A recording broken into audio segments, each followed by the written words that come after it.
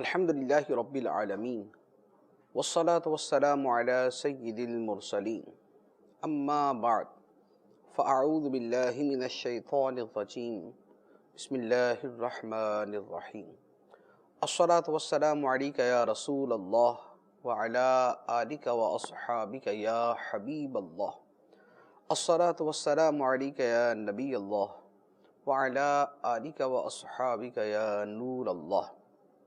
فیضان قرآن کے سلسلے میں حاضر ہیں اور آج سورۃ الاحزاب کی آیت نمبر 33 سے قرآن پاک کا درس سنیں گے۔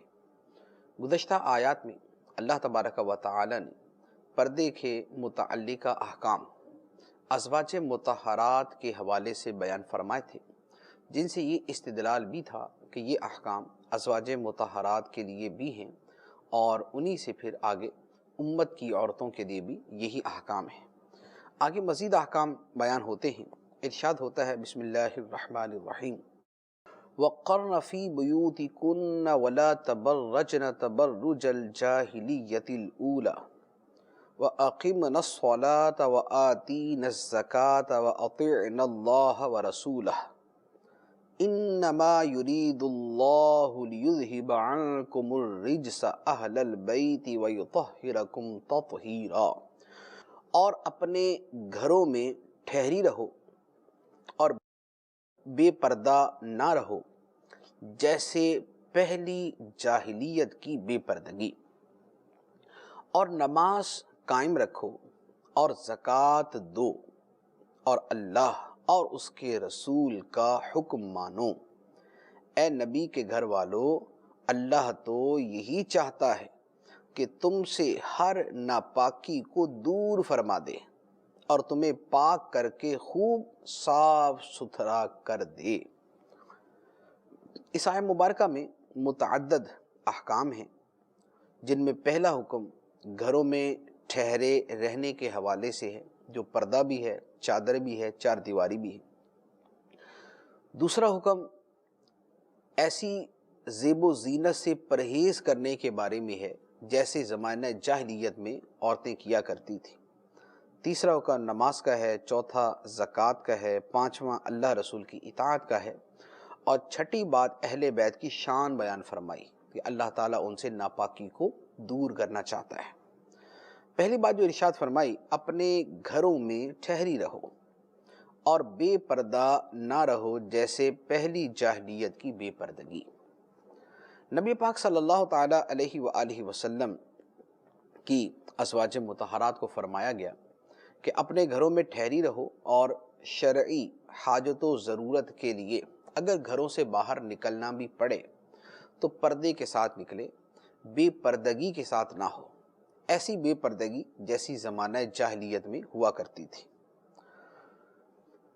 حدیث مبارک میں پردے کی فضیلت اور اہمیت کے اوپر ایک حضرت انس رضی اللہ تعالی عنہ سے روایت ہے کہ عورتیں نبی کریم صلی اللہ علیہ وآلہ وسلم کی بارگاہ میں حاضر ہوئیں اور عرض کی، یا رسول اللہ صلی اللہ علیہ وسلم، مرد اللہ تعالیٰ کی راہ میں جہاد میں شریک ہو کر فضیلت پاتے ہیں، اور ہمارا تو کوئی عمل ایسا نہیں جسے بجا لا کر ہم مجاہدین جیسا درجہ حاصل کر سکیں۔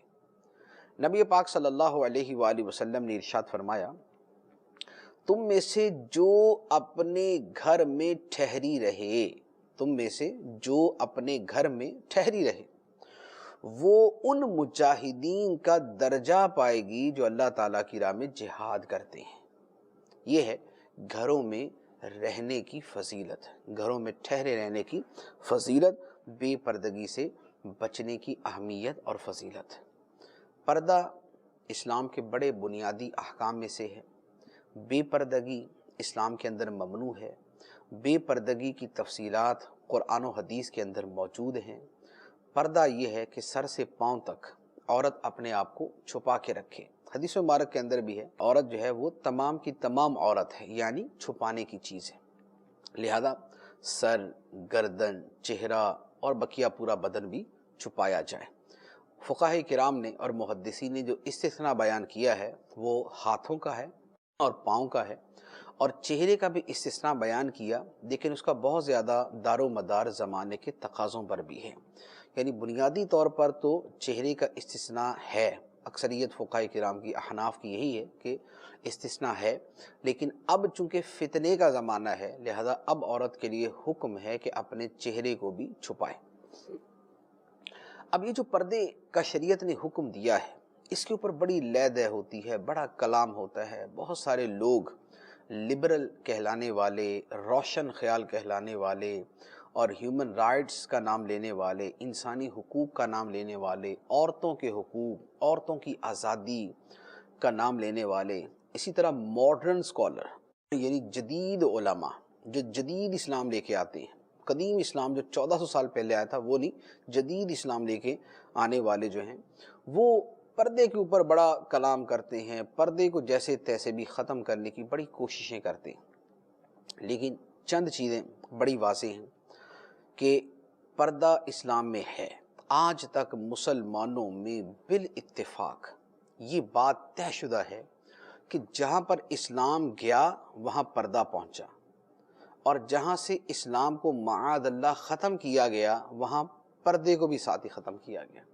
تو یہ کہ جہاں اسلام گیا وہاں پردہ گیا، اس کا مطلب یہ ہوا کہ یہ بڑی واضح طور پہ مسلمانوں کے دل و دماغ میں بات بیٹھی ہوئی تھی کہ پردہ اسلام میں ہے، اسلام پردے کا حکم دیتا ہے۔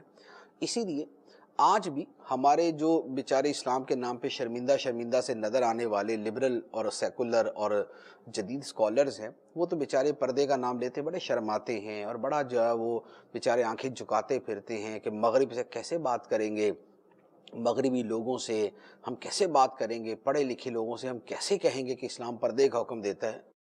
ان بیچاروں کی شرمندگی تو چلے اپنی جگہ ہے، ہم اس پر کلام نہیں کرتے، لیکن آج بھی مشرق ہو یا مغرب ہو، جہاں پر بھی کوئی عورت اسلام قبول کرے، جہاں پر بھی کوئی عورت اسلام قبول کرے، پہلا جو اسلام کے حکم پہ وہ عمل کرتی ہے کلمہ پڑھنے کے بعد، آپ تحقیق کر کے دیکھ لیں، سب سے پہلے وہ پردے کو اختیار کرتی ہے، سب سے پہلے وہ پردے کو اختیار کرتی ہے، وہ اپنے سر کو چھپا لے گی، وہ اپنے چہرے کو چھپائے گی، ورنہ ایٹ لیسٹ اپنے پورے سر کو چھپانا، اپنے بدن کو چھپانا، یہ اس کا پہلا کام ہوگا۔ یہ چیز کیا بتاتی ہے؟ یہ بتاتی ہے کہ اسلام جیسے ہی دل میں داخل ہوتا ہے ساتھ میں پردہ داخل ہو جاتا ہے۔ جیسے ہی کسی عورت کے دل میں اسلام آتا ہے ساتھ ہی اس کے دل کے اندر پردہ بھی داخل ہو جاتا ہے۔ اس کا مطلب یہ ہوا کہ پردہ اسلام کے ساتھ اتنا اٹیچ ہے، پردہ اسلام کے ساتھ اتنا قوی طریقے سے جڑا ہوا ہے، تو لہذا یہ جو دین کے نام پہ یا بے دینی کے نام پہ یا عورتوں کے حقوق کے نام پہ جتنا مرضی بے پردگی کو پھیلانے کی کوشش کر لے، بے عملی کے اعتبار سے تو لوگ جو ہے وہ بے عمل ہو سکتے ہیں اور بے پردگی کی طرف جا سکتے ہیں، لیکن مسلمانوں کے دل سے علی الاطلاق پردے کا حکم نکال دینا یہ ممکن نہیں۔ اس طرح پردے کے ساتھ اور بھی بہت ساری چیزیں متعلق ہیں۔ اچھا، اب اس کے اوپر ایک بہت بڑا یہ سوال کیا جاتا ہے کہ جناب اسلام عورتوں کو گھروں میں قید کر دیتا ہے، پابند کر دیتا ہے، بند کر دیتا ہے اسلام گھروں کے اندر، اور اس کو جو ہے وہ برقع پہنا کے اور اس کو پردہ چڑھا کے اس کو ایسا اس کی زندگی دوبھر کر دی، تنگ کر دیتے ہیں۔ یہ کیا ہے؟ یہ سارے ان لوگوں کے چونچلے ہیں اور یہ سب ان لوگوں کے جملے ہیں جن بیچاروں کو خود ان عورتوں کا نہیں پتا جو پردہ کرتی ہیں وہ خود پردے پہ کتنا راضی ہیں۔ جو عورتیں پردہ کرتی ہیں وہ تو خوش ہیں، ایک ہے جبرن کسی کو کروانا، تو آپ ذرا اسلامی ملکوں کا سروے کر کے پوچھ لیں کہ کیا وہ جبرن پردہ کر رہی ہیں؟ کیا مثلا میرے گھر کی عورتیں یا کسی بھی مذہبی گھر کی عورتیں جو ہیں وہ کیا جبرن پردہ کرتی؟ کیا ان کو مار کے پردہ کروایا جاتا ہے؟ نہیں، ان کو اگر کہا بھی جائے نا کہ غیر مردوں کے سامنے آؤ تو وہ یہ کہتی ہیں کہ نہیں، یہ بے پردے کے ہم نہیں کریں گے۔ تو جبرن نہیں کروایا جاتا، یہ تو صرف جو دو چار مثالیں اٹھا کے کہیں سے آ کے لے آتے ہیں، پھر اس کو میڈیا کی شیطانیت کے ذریعے جو ہے دنیا بھر کے اندر پھیلانا شروع کر دیتے ہیں کہ اسلام نے جبر کر دیا، تنگ کر دیا، قید کر دیا، چار دیواری کا حکم دے دیا، یہ ہے وہ ہے۔ ایسا کچھ نہیں ہوتا، دو چار مثالیں ہوتی ہیں، اگر ان دو چار مثالوں ہی کو لینا ہے تو دنیا کے ہر اچھے کام کے اندر دو چار بری مثالیں نکل آتی ہیں۔ ہر اچھے کام میں اسکولوں کے اندر دو چار برائی والی چیزیں نکل ہی آتی ہیں، اسکولوں کے اندر چند ایک اسکول بھی برے نکل آتے ہیں، تو کیا مطلب کہ اسکول ہی برے ہو گئے؟ سیاست کے اندر تو آدھے سے بھی زیادہ لوگ گندے ہوتے ہیں، تو اس کا کیا مطلب ہے کہ سیاست ساری گندی ہو گئی؟ اور سارے کے سارے سیاستدانی برے ہو گئے. تو کچھ اگر اس طرح کی مثالیں مل جاتی ہیں جہاں پر جبر ہوا، جہاں پر زیادتی ہوئی، جہاں پر ظلم ہوا، جہاں پر جو ہے وہ شرعاً کسی ناجائز کام کا ارتکاب کیا گیا، تو اس کا یہ مطلب نہیں ہے کہ علل اطلاق حکم اسلامی کا انکار کر دیا جائے اور اس کا مذاق اڑانا شروع کر دے. اب یہاں پر پرابلم یہ آتی ہے ان مسائل کے اندر کہ جن سے ہم خطاب کرتے ہیں ان میں تین طرح کے لوگ ہیں. ایک وہ ہیں جو ڈائریکٹ غیر مسلم ہیں، غیر مسلم پردے پر اعتراض کرتے، اب ان کے جوابات کچھ اور ہیں. دوسرے وہ ہیں جو مسلمان کہلاتے ہیں لیکن لبرل سیکولر کہلاتے ہیں، ان کو جوابات کچھ اور ہیں. تیسرے وہ ہیں جو قرآن پڑھ کے اور اسلام کا نام لے کے پردے کے خلاف باتیں کرتے ہیں، ان کے جوابات کچھ اور ہیں. تو یہاں پر ڈائمینشن جو ہے وہ کلام کرنا پڑتا ہے، تو اس کے لیے پھر بڑی ڈیٹیل چاہیے ہوتی ہے. ہمارا یہ سلسلہ اتنا ڈیٹیل جو ہے اس کا متحمل نہیں ہے، ورنہ میں ہر پہلو کے اعتبار سے بات کرتا، غیر مسلموں کے اعتبار سے بھی، لبرلز اور سیکولرز کے اعتبار سے بھی، اور یہ جو جدید اسلام لانے والے ہیں ان کے اعتبار سے بھی، ہر اعتبار سے جواب ہوتے. لیکن اختصار کے ساتھ صرف یہ ہے کہ چونکہ میرے مخاطب جو ہے وہ میرے مسلمان بھائی ہیں جو قرآن کا حکم سن کے آگے سے سر تسلیم خم کرتے ہیں، قرآن کے حکم کو مانتے ہیں اور اس کے اندر تعویلیں اور اس کے اندر تحریفیں کرنے کی کوشش نہیں کرتے. اسلام نے جو پردے کا حکم دیا اس کا سب سے بنیادی مقصد کیا ہے؟ بعض اوقات بہت ساری چیزوں کا جو ڈفرینس ہے وہ ان کے مقصد کے اوپر ہوتا ہے. میں ایک میرے گھر کا ایک فرد ہے، مثلا میرے گھر کا ایک فرد ہے، میں اس کو کوئی میٹھی چیز نہیں کھانے دیتا، میں اس کو میٹھی چیز نہیں کھانے دیتا. یہ وجہ بھی ہو سکتی ہے کہ میٹھی چیز اسے پسند ہے اور میں اس کو روکتا ہوں کہ وہ اپنی پسند کی چیز کھائے، میں اس کو اس کی پسند کی چیز ہی نہیں کھانے دیتا. یہ ہوگا اس کو تکلیف پہنچانا، یہ ہوگا اس کی خوشی میں رکاوٹ بننا. لیکن اپنے گھر کے ایک فرد کو میں اس لیے میٹھی چیز نہیں کھانے دے رہا کہ اس کو شوگر ہے. اب اگر اسے شوگر ہے اور میں اس لیے اس کو میٹھی چیز نہیں کھانے دے رہا، تو اب وہ جو پہلا طرز عمل ہے اور دوسرا طرز عمل ہے، دونوں میں فرق ہو جائے گا. جو خوشی میں رکاوٹ بننے کے لیے کسی کو میٹھی چیز نہیں کھانے دے رہا وہ زیادتی کر رہا ہے. لیکن جو اس کی شوگر کی وجہ سے اس کی صحت اور اس کی حفاظت اور اس کی زندگی کی خاطر اس کو میٹھی چیز نہیں کھانے دے رہا ہے، وہ تو اس کا محسن ہے، وہ تو اس پہ احسان کر رہا ہے. اب سوال یہ ہے کہ اسلام نے عورت کو پردے کا حکم دیا، گھر میں ٹھہرنے کا حکم دیا، کیوں؟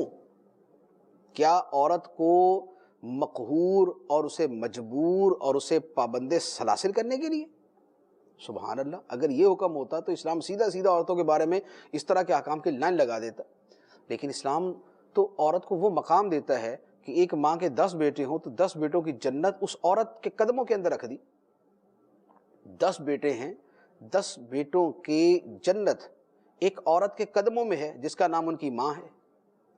تو اگر عورت کا مقام نہ ہوتا تو اولاد کی جنت کیا ایک عورت کے قدموں میں رکھی جاتی؟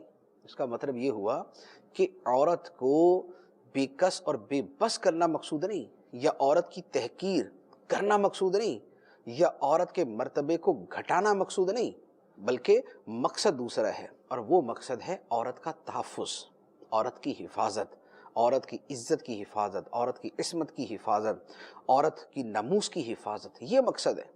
ایک آدمی اگر ایک کسی محلے کے اندر مثال کے طور پہ کسی کے پاس پڑوس کے اندر لفنگے اور بدماش قسم کے لوگ رہتے ہیں اور وہ اپنے گھر کی عورتوں کو گھر سے باہر نہیں جانے دیتا، تو آپ کیا بولیں گے کہ جناب یہ اپنے گھر کی عورتوں پہ ظلم کر رہا ہے؟ ظلم نہیں کر رہا.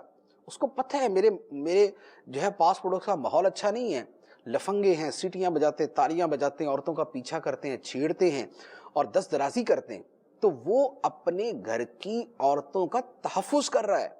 اب اگر کوئی تیسرا لبرل اور سیکولر اور جدید اسکالر اٹھ کر یہ کہنا شروع کر دے کہ بھائی یہ بندہ اپنے گھر کی عورتوں پہ ظلم کرتا ہے، گھر سے باہر نہیں نکلنے دیتا، تو ان تینوں قسموں کے ساتھ لوگ جو سلوک کریں گے کہ بھائی وہ اپنے گھر کی عزت بچانے کے لیے اگر اس نے گھر میں عورتوں کو رکھا ہوا ہے اور وہ باہر نکلنے سے منع کرتا ہے تو اس کے مقصد کو تو دیکھو کیا ہے.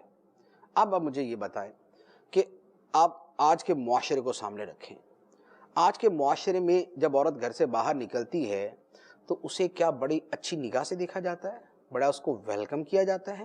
بڑے اسے تقوی کی نگاہ سے دیکھا جاتا ہے؟ بڑی اس کی عزت کی جاتی ہے؟ معاشرے کا تو یہ حال ہے، ایک عورت نکلتی ہے 100 مرد نگاہیں پھاڑ کے اس کو دیکھتے ہیں، اور اس میں جو لفنگے ٹائپ کے ہوں گے وہ پیچھا کرتے ہیں سیٹیاں بجاتے ہیں، تالیاں بجاتے ہیں، شر پسندی کرتے ہیں، اس کے بارے میں کیا کیا سوچتے ہیں۔ اسکولوں، گرلز اسکولز ہیں، گرلز یونیورسٹیز ہیں، کالجز ہیں، ان کے باہر لڑکے آوارہ پھر رہے ہیں جناب، موبائل نمبر لینے کے چکر میں ہیں، کوئی موقع ملے تو بلیک میل کرنے کے چکر کے اندر پھر رہے ہیں۔ تو لوگوں کی جو سوچ اور جو لوگوں کا کردار معاشرے کے اندر سامنے آتا ہے وہ تو ایسا ہے۔ اس معاشرے کے اندر اگر اسلام یہ حکم دیتا ہے کہ اپنی عورتوں کو گھر میں جو ہے وہ گھر میں رکھو اور ان کو بے پردہ باہر نہ جانے دو، تو بتائیے کہ اسلام نے عورت کا تحفظ کیا ہے یا عورت کے اوپر زیادتی کی؟ اب اس کے اوپر لوگ بولیں گے اچھا نہیں جی وہ تو یہ تو آپ پتہ نہیں کون سے معاشرے کی بات کر رہے ہیں، ہمارے ہاں تو بڑا اچھا معاشرہ ہے۔ تو کہاں اچھا معاشرہ، ذرا دکھائیے۔ آپ جس اچھے معاشرے کی بات کر رہے ہیں تو وہاں پر ذرا اپنے گھر والوں کو ذرا نکالیں بے پردہ باہر، اور اس کے بعد ذرا اور پھر اس کو ذرا 24 گھنٹے کے لیے نکالیں۔ آپ بولیں گے کہ جناب میں صبح کے ٹائم دوپہر کے ٹائم نکالتا ہوں، تو آپ ذرا رات کو بھی نکال دیں اور پھر دیکھ لیں کیا ہوتا ہے۔ اچھا آپ بولیں نہیں یہ تو ہمارے ملکوں میں ہے، یہ تو ہمارے لوگوں کا قصور ہے، مغرب کے اندر ایسا نہیں ہوتا، مغربی ممالک میں ایسا نہیں ہوتا۔ تو میں کہتا ہوں کہ ان سے زیادہ دنیا کی معلومات سے دور شاید ہی کوئی آدمی ہوگا۔ آپ ذرا مغربی ممالک کی رپورٹس تو پڑھ کے دیکھیں، آپ نے کبھی وہاں کی اخبار پڑھی ہو تو آپ کو پتہ ہو۔ آپ ذرا وہاں کے معاشرے کی جو ایکچوئل صورتحال ہے وہ تو ذرا جا کے دیکھیں، میں تو خود دیکھ کے آیا ہوں۔ تو آپ ذرا پتہ کریں کہ وہاں پر کیا عورت کو اتنی ہی اس کو تحفظ حاصل ہے؟ کیا دنیا کے اندر سب سے زیادہ ریپ، اجتماعی زیادتی اور بدکاری، گینگ ریپ اور یہ وہ سب، یہ کیا مغربی ممالک میں نہیں ہوتے؟ تو اگر وہ اتنے ہی صاف ستھرے، اتنے متقی، پرہیزگار، نیک اور نگاہوں کی حفاظت والے اور اتنے اچھے لوگ ہیں، تو پھر مغربی ممالک میں کیوں ہوتا ہے؟ آپ اپنے تو اسلامی ملک میں بڑے شرمندہ سے بیٹھے ہوں گے، وہ آپ کا اپنا میٹر ہے۔ جن ممالک کو آپ جانے کے لیے تڑپ رہے ہیں، ترس رہے ہیں اور جس پہ سب کچھ قربان کرنے کو تیار ہیں، ان ممالک کی کبھی رپورٹس تو دیکھیں۔ وہاں پر کیوں عورت کو قتل کیا جاتا ہے؟ وہاں پر یہ ریپ کے واقعات کیوں سامنے آتے ہیں؟ وہاں گینگ ریپ کیوں ہوتا ہے؟ وہاں یہ رنگ برنگی جو خبریں آتی ہیں یہ کیوں آتی ہیں؟ وہاں تو آپ کی نظر کے مطابق جناب بڑے تربیت یافتہ لوگ ہیں، لوگ بڑے مہذب ہیں، بڑے سویلائزڈ ہیں، بڑے ویل مینرڈ ہیں، ویل ایجوکیٹڈ ہیں، دس اینڈ دیٹ، یہ سب کچھ ہے وہاں پر۔ تو پھر یہ ساری چیزیں کیوں آتی ہیں وہاں پر سامنے؟ تو اس معاشرے کے اندر بھی یہ سب کچھ ہوتا ہے۔ یہ بدکاری، یہ ریپ، یہ جو ہے وہ جبری زیادتی، اجتماعی جبری زیادتی، یہ کہاں نہیں ہوگی؟ یہ وہاں نہیں ہوگی جہاں اسلام کے حکم پہ برا عمل ہوگا، جہاں پر عورت گھر میں بیٹھے گی، جہاں وہ گھر سے باہر نکلے گی تو پورے پردے کے ساتھ نکلے گی، جہاں پر وہ اسلام کے حکم پہ عمل کرے گی کہ غیر مرد سے بات کرتے ہوئے اس نے اپنے لب و لہجے کو نرم نہیں کرنا، اس میں نزاکت اور لوچ پن نہیں آنے دینا، وہاں پر عورت کا تحفظ ہوگا، وہاں عورت کی عزت بچے گی، وہاں عورت کی عصمت بچے گی، وہاں پر عورت کی حفاظت ہوگی۔ بقیہ زمانہ وہ ہے کہ آپ ایک جو ہے وہ پرلے درجے کی بدترین چیز کو بھی خوبصورت انداز میں پیش کرنا شروع کر دے، ساری قوم اس کے پیچھے لگ جاتی ہے۔ سگریٹ ہے، سگریٹ کو ساری دنیا جانتی ہے بری ہے، لیکن اسی سگریٹ کو ٹی وی پر دکھا دکھا کے، کمرشلز اس کی دکھا دکھا کے قوم کو لگا دیا اس کے اوپر۔ اب جب قوم لگ گئی اور یاد آیا کہ اوہو اس سے تو کینسر ہوتا ہے، اس سے تو دل کے مرض پیدا ہوتے ہیں، اب منتیں کر رہے ہیں، اب شکل اس کی بگاڑ کے دکھا رہے ہیں۔ اب وہ سگریٹ لگی ہوئی ہے اور بندے کا دل پھٹا ہوا دکھا رہے ہیں، اب سگریٹ لگی ہوئی ہے اور کینسر دکھا رہے ہیں، اب اس پہ لکھا ہوا ہے کہ یہ زہر ہے، اس پہ لکھا ہوا مضر صحت ہے، اس پہ لکھا ہوا صحت کے لیے نقصان دہ، اب سب کچھ کرتے پھر رہے۔ کیوں بھائی؟ پہلے تو آپ لوگوں نے ہی اتنے اچھے انداز میں پیش کیا تھا۔ تو بات یہ ہے کہ میڈیا کے ذریعے اگر آپ نے شور شرابہ کرنا ہے اور اس کے ذریعے اگر آپ نے اسلامی پردے کے اوپر جناب ایک پروپیگنڈا کر کے اور ایک شور مچا کے اس کو برا ثابت کرنا ہے تو ٹھیک ہے، پھر جس کے ہاتھ میں جتنی طاقت ہے وہ اپنی زور لگا رہے ہیں۔ جو اسلام کی فیور میں ہے وہ پردے کی حمایت میں بولیں گے، جو اسلام کے دشمن ہیں، اسلام سے دور ہیں، وہ بے پردگی کی حمایت کے اندر بولیں گے۔ تو پھر وہ ایک جنگ ہے جو شیطان اور اولیاء رحمان کے درمیان چل رہی ہے، تو وہ تو چلتی رہے گی۔ لیکن میں تو یہ بات کر رہا ہوں اپنے مسلمان بھائیوں سے کہ وہ کس طرح ان لوگوں کے وسوسوں کا شکار ہو جاتے ہیں، وہ کس طرح ان کے ورغلانے کے اندر آ جاتے ہیں، وہ کیسے یہ سمجھنا شروع کر دیتے ہیں کہ اسلام نے پردے سے منع کیا۔ جو اس کی حکمتیں ہیں، جو اس کے مقاصد ہیں، ان ساری چیزوں کو سامنے رکھیں تو بات بالکل واضح ہے۔ ہمارے لیے قرآن اور نبی پاک صلی اللہ علیہ وآلہ وسلم کا فرمان دونوں برابر درجے رکھتے ہیں، اطیع اللہ و اطیع الرسول، اللہ کی مانو اور رسول کی مانو۔ یہ ہمارے لیے قرآن نے سیدھا اصول دے دیا، اللہ کی مانو، اللہ کے رسول کی مانو۔ اب قرآن کی آیت میں نے پڑھ دی، اس پر بہت سارے لوگ اشکال کر دیتے، نہیں اس کا یہ مطلب ہو سکتا ہے، نہیں وہ اس سے یہ مراد ہے، وہ اس سے یہ مراد ہے۔ جدید اسکالر جو ہیں وہ اس طرح کی باتیں کرتے ہیں۔ تو آئیے میں آپ کو حدیث مبارک عرض کر دیتا ہوں۔ مسلم شریف کی حدیث مبارک ہے، حدیث صحیح ہے۔ نبی پاک صلی اللہ تعالیٰ علیہ وآلہ وسلم نے ارشاد فرمایا کہ جہنمیوں کی دو قسمیں ایسی ہیں جنہیں میں نے نہیں دیکھا، یعنی میں نے اپنے زمانے میں نہیں دیکھا، میرے بعد میں آئیں گے۔ ایک وہ قسم لوگوں کی جن کے پاس گائے کی دم کی طرح کے کوڑے ہوں گے، جن سے وہ لوگوں کو ناحق ماریں گے، یعنی کوڑے ظلم اور جبر کی وجہ سے مارنا۔ یہ فرمایا کہ یہ جہنمی ہے۔ اچھا، دوسری جہنمی گروہ کون سا ہے، وہ اگلے حصے میں سنیے۔ فرمایا کہ وہ عورتیں جو لباس پہننے کے باوجود ننگی ہوں گی، مائل کرنے والی اور مائل ہونے والی ہوں گی، ان کے سر موٹی اونٹنیوں کے کوہانوں کی طرح ہوں گے، یہ نہ جنت میں جائیں گی اور نہ اس کی خوشبو پائیں گی، حالانکہ جنت کی خوشبو بہت دور سے آتی ہوگی۔ تو وہ عورتیں جو ایسا لباس پہنیں کہ پہننے کے باوجود بدن کی ہیئت نمایاں ہے، بدن کی رنگت جھلک رہی ہے، بدن کے بہت سارے حصے اس کے اندر نمایاں نظر آ رہے ہیں، تو ایسا لباس پہننے والیاں فرمایا نہ جنت میں جائیں گی نہ جنت کی خوشبو پائیں گی۔ تو نبی پاک علیہ الصلوۃ والسلام کے اب بتائیے کہ جو آیت مبارکہ کے اندر تو بڑا گھماؤ پھراؤ کر دیتے ہیں اور یوں کر دیا وہ کر دیا، وہ نہیں، وہ تو صرف ازواج مطہرات کے بارے میں حکم ہے، نہیں جی وہ تو فلاں چیز کے بارے میں حکم ہے، نہیں جی وہ اس سے یہ مراد ہے۔ حدیث مبارکہ کیا کریں گے؟ اب یہ جو جدید اسلام کے اسکالرز ہیں، اب اس کا حل کیا کرتے ہیں؟ وہ کہتے ہیں کہ حدیث کیا، حدیث تو روایتیں ہیں، اس نے اس سے سنی، اس نے اس سے سنی، اس نے اس سے سنی، اور اس کا کوئی اعتبار نہیں ہے۔ اللہ نے فرمایا اللہ کی مانو، رسول کی مانو۔ اب قرآن کے اندر تو تعویلیں چل جاتی ہیں، گھما لیتے ہیں، معنی کچھ اور بیان کر دیتے ہیں، سیاق و سباق نکال لیتے ہیں، حدیثوں میں کہاں سے نکالیں؟ نبی پاک علیہ الصلوۃ والسلام نے تو اتنی وضاحت سے فرما دیا پردے کے بارے میں کہ اب دوسری صورت ہی کوئی نہیں ہے۔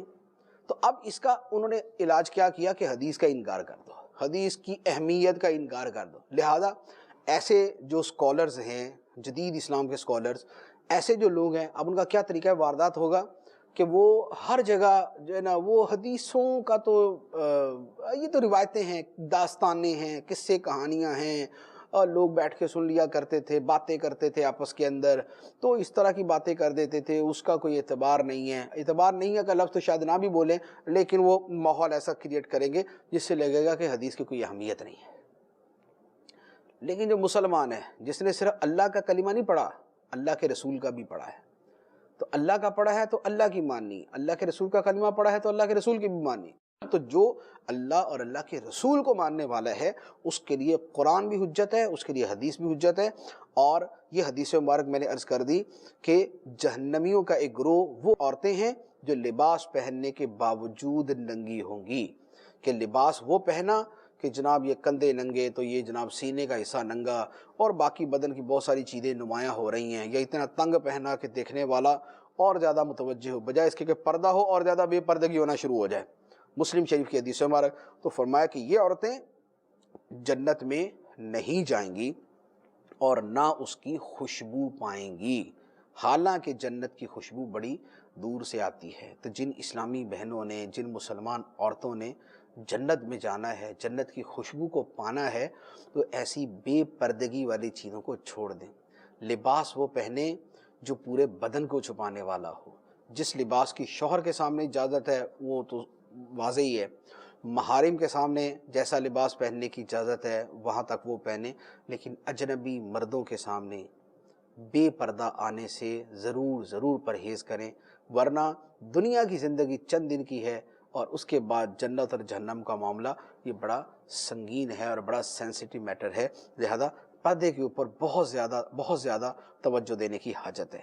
پھر آیت مبارکہ کے اندر ایک اور بات ارشاد فرمائی کہ اور نماز قائم کرو اور زکوٰۃ دو اور اللہ کے رسول کی اطاعت کرو۔ یہ تین احکام جو ہیں، نماز، زکوٰۃ اور اللہ رسول کی اطاعت، یہ سب کے لیے ہیں، ازواج مطہرات کے لیے بطور خاص ہیں، باقی ہر مسلمان عورت کے لیے یہی حکم ہے۔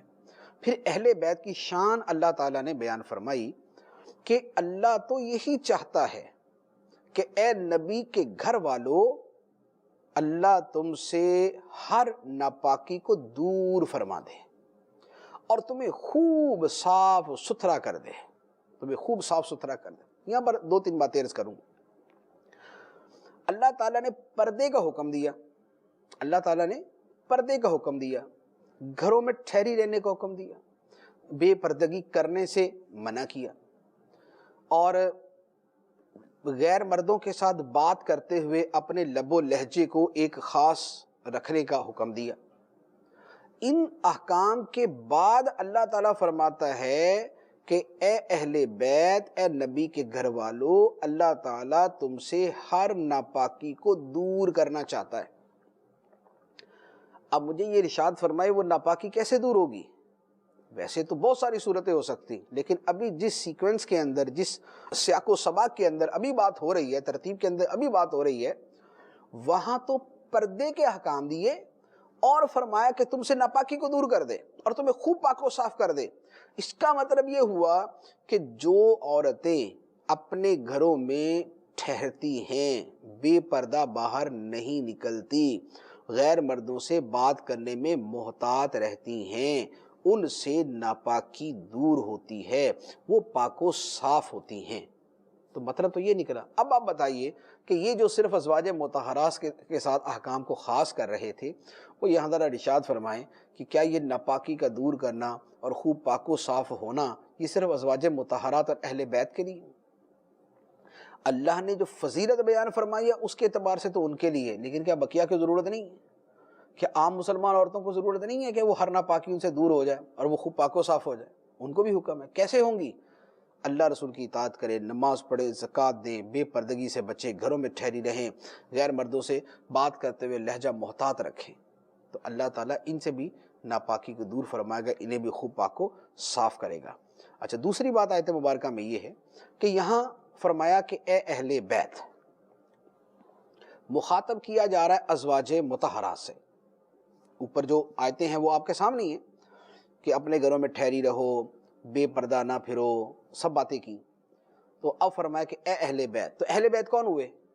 ازواج مطہرات، کیونکہ بات ہی ازواج مطہرات کی ہو رہی ہے، بات ہی ازواج مطہرات کی ہو رہی ہے، اور ان کو کہا جا رہا ہے اے نبی کے گھر والو، اے اہل بیت، انما یرید اللہ لیذھب عنکم الرجس اہل البیت، اے اہل بیت، اللہ تم سے ناپاکی کو دور کرنا چاہتا ہے۔ پتہ چلا کہ ازواج مطہرات اہل بیت میں پہلے داخل ہیں، ازواج مطہرات اہل بیت میں پہلے داخل ہے۔ قرآن نے جو اہل بیت کا لفظ بیان کیا ہے وہ ہے ہی ازواج مطہرات کے بارے میں، ان کو اللہ تعالیٰ نے فرمایا کہ اے اہل بیت۔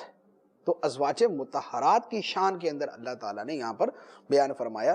پھر اہل بیت میں نبی پاک صلی اللہ علیہ وآلہ وسلم کی شہزادیاں، حضرت رقیہ، حضرت ام کلثوم، حضرت فاطمہ الزہرا، حضرت زینب، 4 شہزادیاں۔ آپ کے سارے شہزادے طیب، طاہر، عبداللہ، قاسم اور ابراہیم، یہ 4 تھے یا 3 تھے، مختلف روایتیں ہیں، یہ سارے شہزادے اس میں داخل ہیں اہل بیت کے اندر۔ پھر نبی پاک علیہ السلام نے حضرت علی کو بھی ان میں داخل فرمایا، تو حضرت علی بھی اہل بیت کے اندر داخل ہوگی۔ تو قرآن کے اندر جو اہل بیت کا لفظ ہے وہ ازواج مطہرات کے لیے۔ پھر نبی پاک علیہ السلام نے ایک حدیث کے اندر، وہ جو چادر کے اندر نبی پاک علیہ السلام نے سب کو لے لیا تھا، اور قرآن پاک کی آیت وَأَنفُسَنَا وَأَنفُسَكُمْ، آیت مباہلہ جو ہے اس کی جو تفسیر ہے، تو وہاں پر نبی پاک علیہ السلام نے بقیہ حضرات کو بھی لیا۔ تو اہل بیت کے اندر ازواج مطہرات اور نبی پاک علیہ السلام کی ساری شہزادیاں، سارے شہزادے، اور حضرت امام حسن حسین اور حضرت علی رضی اللہ تعالیٰ عنہ داخل ہے۔ پھر آگے حضرت امام حسن حسین کی اولاد ہے، تو پھر وہ اولاد جو ہے وہ آگے جس ترتیب کے ساتھ اہل بیت میں داخل ہوتی ہیں۔ تو یوں اہل بیت کی شان بھی یہاں پر پتہ چلی، اور یہ بھی پتہ چلا کہ اہل بیت کا جو قرآن کا پہلا اطلاق ہے وہ ازواج مطہرات پر ہے۔ اب اس کے بعد اللہ تعالیٰ نے مزید حکم ارشاد فرمایا وَاذْكُرْنَ مَا يُتْلَى فِي بُيُوتِكُنَّ مِنْ آيَاتِ اللَّهِ وَالْحِكْمَةِ إِنَّ اللَّهَ كَانَ لَطِيفًا خَبِيرًا، اور اللہ کی آیات اور حکمت یاد کرو جو تمہارے گھروں میں پڑھی جاتی ہیں، بے شک اللہ ہر باریکی کو جاننے والا خبردار ہے۔ فرمایا کہ اے نبی کے گھر والو، اے اہل بیت، اے ازواج مطہرات، اللہ کی آیتوں کو یاد کرو اور اس حکمت کو یاد کرو جو تمہارے گھروں میں پڑھی جاتی ہے۔ وہ آیات کیا ہیں؟ آیات تو قرآن پاک کی ہیں۔ اور حکمت سے کیا مراد ہے؟ حکمت سے مراد نبی پاک صلی اللہ علیہ وآلہ وسلم کی احادیث ہیں۔ تو نبی پاک علیہ السلام جو فرماتے ہیں وہ تمہارے سامنے آتا ہے تو انہیں بھی یاد کرو، کیونکہ دین جیسے قرآن سے سیکھا جاتا ہے اسی طرح نبی پاک علیہ السلام کے فرمان سے سیکھا جاتا ہے۔ تو فرمایا کہ اللہ کی آیات اور حکمت بری حدیثیں یاد کرو جو تمہارے گھروں میں پڑھی جاتی ہیں۔ اب یہاں پر اس کے بعد آگے ایک بڑی خوبصورت آیت مبارکہ ہے۔ اس آیہ مبارکہ کا جو شان نزول ہے وہ پہلے عرض کرتا ہوں۔ حضرت اسماء بنت عمیس رضی اللہ تعالی عنہ یہ اپنے شوہر حضرت جعفر بن ابی طالب رضی اللہ تعالی عنہ کے ساتھ حبشہ سے واپس آئی، اور ازواج مطہرات سے مل کر انہوں نے ازواج مطہرات سے پوچھا کہ کیا عورتوں کے بارے میں بھی کوئی آیت نازل ہوئی ہے؟ ازواج مطہرات نے جواب دیا نہیں، یعنی خاص عورتوں کے بارے میں کہ عورتیں ہی اس کے اندر بیان کی گئی ہیں، ایسا نہیں۔ حضرت اسماء رضی اللہ تعالی عنہ نبی پاک صلی اللہ علیہ وآلہ وسلم کی بارگاہ میں آئیں اور آ کر عرض کیا، یا رسول اللہ صلی اللہ علیہ وسلم، عورتیں تو بڑی نقصان میں ہیں۔ نبی پاک علیہ السلام نے فرمایا کیوں؟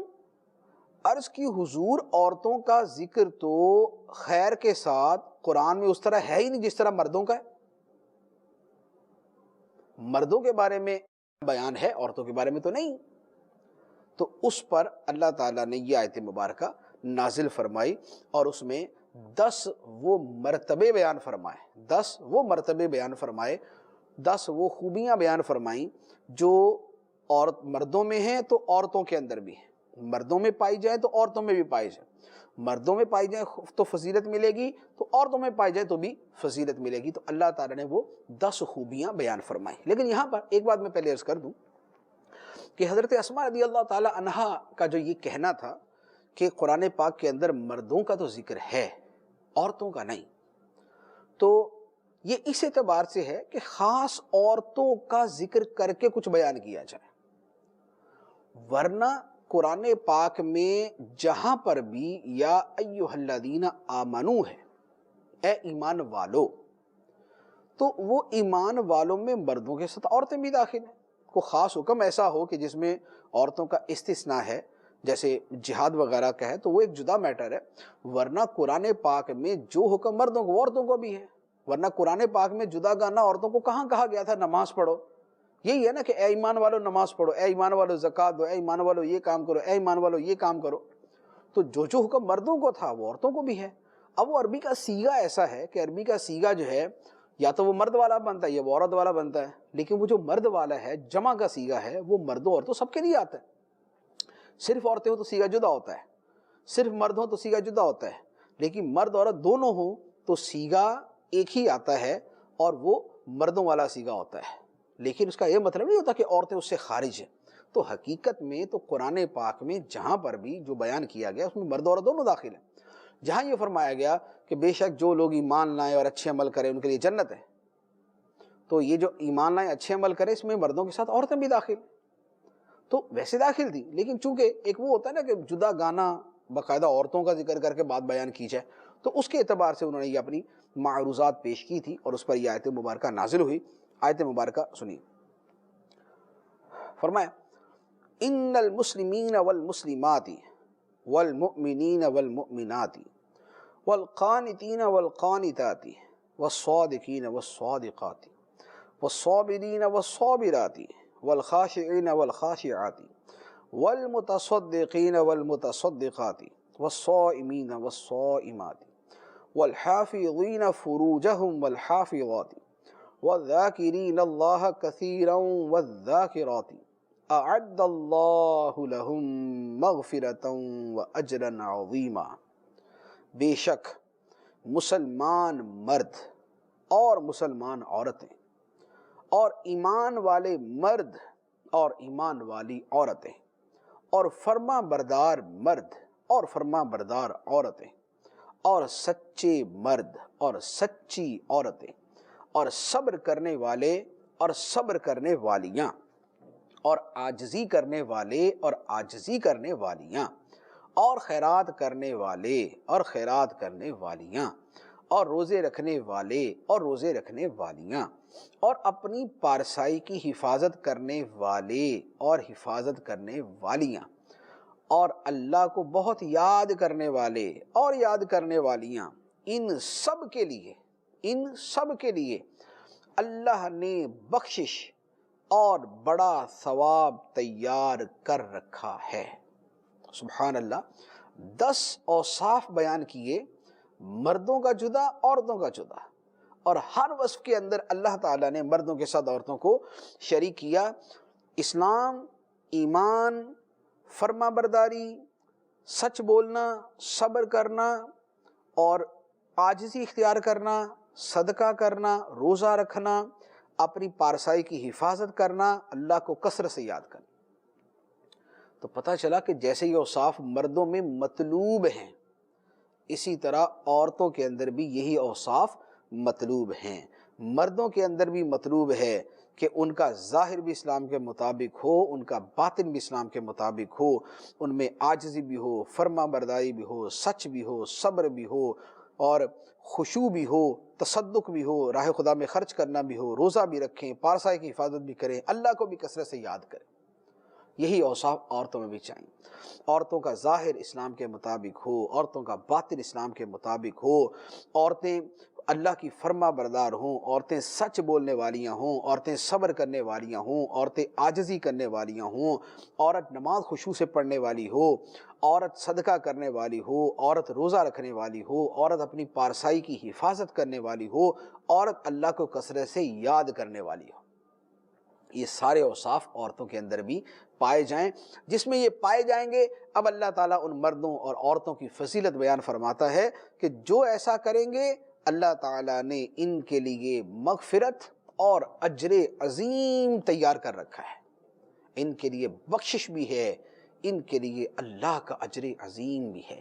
تو ان چیزوں کی عادت جو ہے وہ یہ جو اوصاف ہیں، یہ جو خوبیاں ہیں، یہ جو پاکیزہ کردار ہے، اللہ کرے کہ ہمارے مردوں کی بھی زندگی کا حصہ بن جائے اور ہماری اسلامی بہنوں کی زندگی کا بھی حصہ بن جائے۔ اس میں اب ان میں ہر ایک کی ایک جدا جدا فضیلت اگر میں عرض کروں گا تو کافی تفصیل ہو جائے گی۔